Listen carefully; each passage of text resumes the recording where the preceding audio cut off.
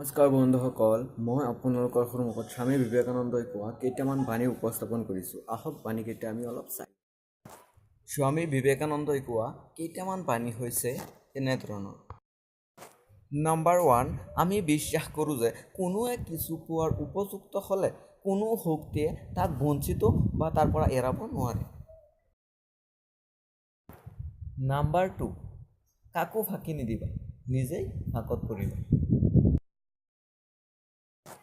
Number 3, কেতিয়াও খং নকৰিবা, নিজৰে সৰ্বনাশ হ'ব।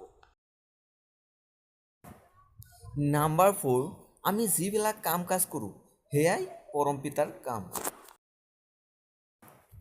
নম্বৰ 5, নিজৰ ভৰিৰ ওপৰত থিয় হ'বলৈ শিকা, তেতিয়াহে তুমি সংসাৰক প্ৰকৃত ভাল পাব পাৰিবা।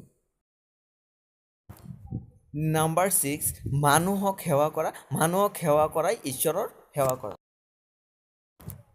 নম্বৰ 7, গোটেই দিন চলাৰ পথে যদি কোনো সমস্যাৰ সন্মুখীন আপুনি নহয়, তেতিয়া আপুনি বুজিব লাগিব যে আপুনি ভুল পথে আগবাঢ়িছে। নম্বৰ 8, কাকো ঘৃণা নকৰিবা, নিজেই ঘৃণিত হ'ব লাগিব।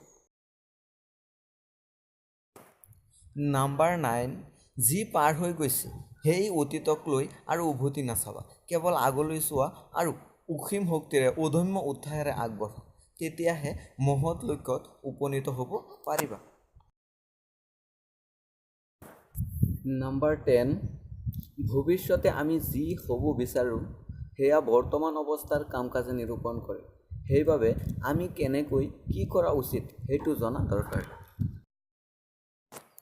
নম্বৰ 11, কাকো অহংকাৰ নকৰিবা, নিজৰে পতন হ'ব।